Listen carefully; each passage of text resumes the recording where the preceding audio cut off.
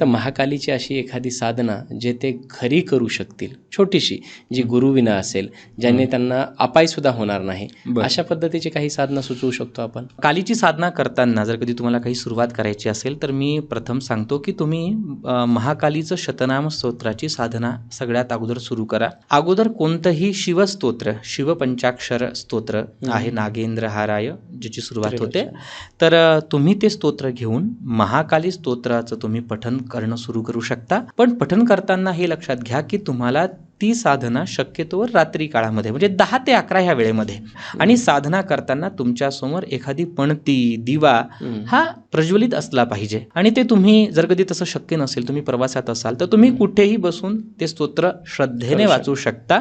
ही साधना केली तर बराचसा इफेक्ट तुमच्या जीवनामध्ये खूप चांगला होतो, तुम्हाला त्याचा चांगला लाभ होतो.